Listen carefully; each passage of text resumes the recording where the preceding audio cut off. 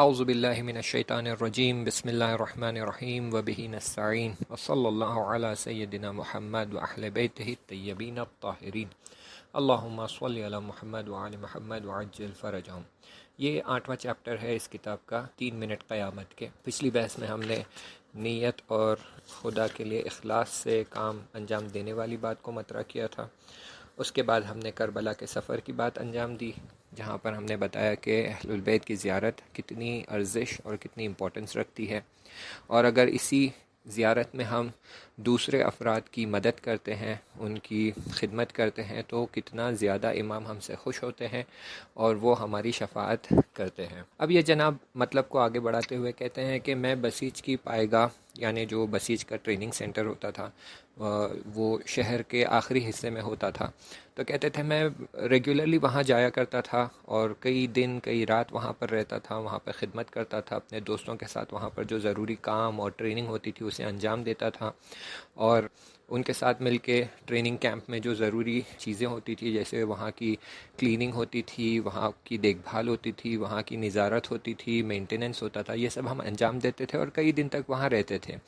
اور یہی بسیج سینٹر کے پیچھے، ٹریننگ سینٹر کے پیچھے شہر کا قبرستان تھا، بہت بڑا قبرستان تھا، اور ہم کبھی کبھی وہاں قبرستان کے آس پاس جمع ہو جاتے تھے اور ایک دوسرے کو ستاتے تھے، ایک دوسرے کی ہنسی اڑاتے تھے، مذاق کرتے تھے، اور کبھی کبھی ہم اس قبرستان کے آس پاس تقریباً رات میں بیٹھتے تھے ہنسی مذاق کرتے ہوئے تو صبح ہو جاتی تھی۔ ایسے ہی ایک شب تھی زمستان کی، یعنی ونٹر کی، اور یہاں پر برف گری ہوئی تھی، بہت برف پڑ رہی تھی۔ تو ایک میرے دوست نے کہا کہ ایسی ٹھنڈی ہوا میں اور ایسی اندھیری رات میں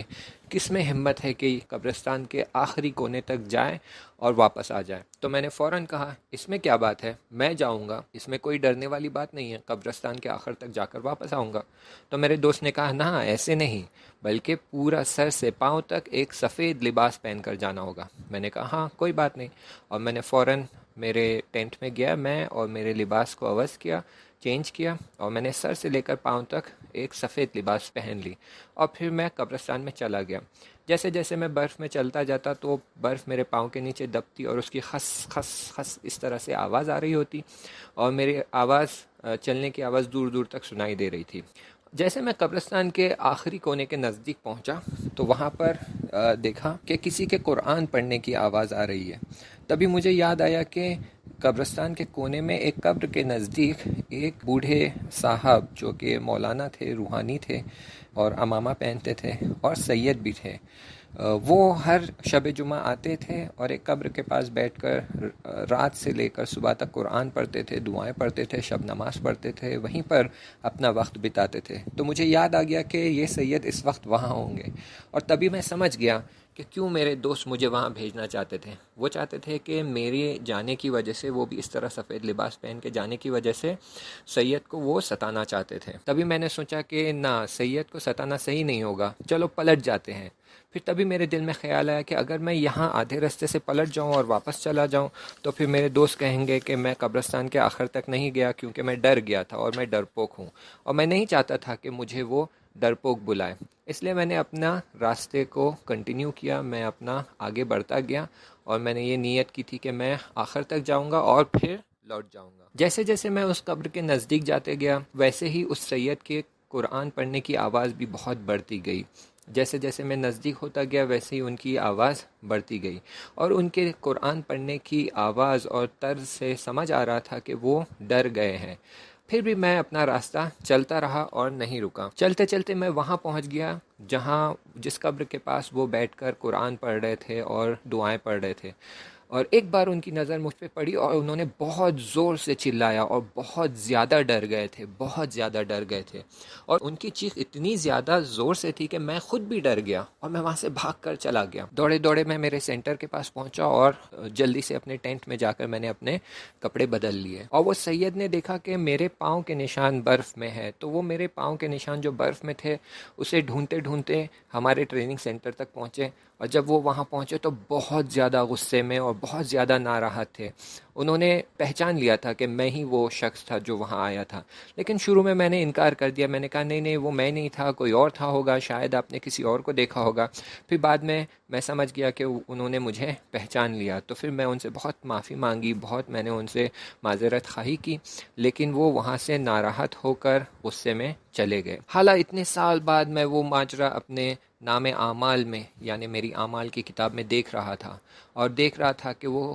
کس طرح سے ڈر گئے تھے اور کتنا ناراحت. آپ نہیں جانتے کہ جب میں اپنی کتاب میں کوئی برا کام یا غلطی یا گناہ دیکھتا تھا تو میری کیا حالت ہوتی تھی. مخصوصاً جب کسی شخص کو میں نے ستایا ہو یا اس کو اذیت کیا ہو تو میری بہت بری حالت ہوتی تھی، کیونکہ بہت ڈر لگتا تھا اندر سے کہ کہیں اس چھوٹی سی غلطی کے لیے کتنے اعمال حبط نہ ہو جائے. ڈر لگتا تھا کہ اس غلطی کی وجہ سے پتہ نہیں کتنے اچھے اور نیک اعمال کو مٹا دیا جائے گا. اب یہ عمل تو سید کو ڈرانے والا عمل تھا. بہت ڈر لگ رہا تھا کہ کیا ہوگا. بس اس صفحے تک پہنچنا تھا کہ جس طرف آگ تھی، اگر آپ کو یاد ہو تو میرے بائیں طرف آگ اور سیدھے طرف باغ تھے. تو جس بائیں طرف آگ جل رہی تھی وہاں کی آگ اتنی شعلہ ور ہو گئی تھی کہ اس کی گرماہٹ مجھ تک پہنچ رہی تھی بہت شدت سے، اتنی شدت سے کہ میں اپنی آنکھیں کھلی نہیں رکھ پا رہا تھا، مجھے اپنی آنکھیں بند کرنی پڑی.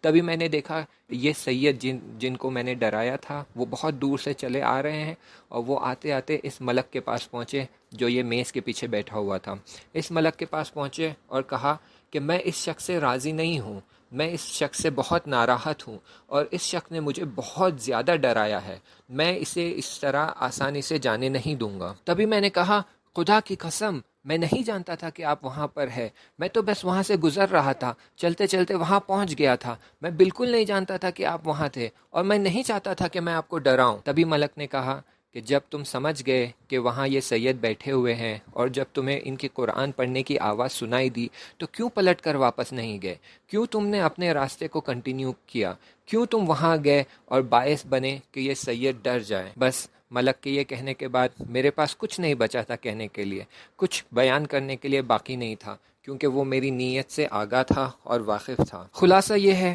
کہ بس بہت گڑ گڑانے کے بعد، بہت التماس کرنے کے بعد، بہت ہاتھ پاؤں پڑنے کے بعد بہت رونے کے بعد 2 سال کے میرے ثواب ان سید کو دے دیے گئے، اور میری 2 سال کی عبادتوں کا ثواب ان کی کتاب میں ٹرانسفر کر دیا گیا. وہ 2 سال جس میں میں نے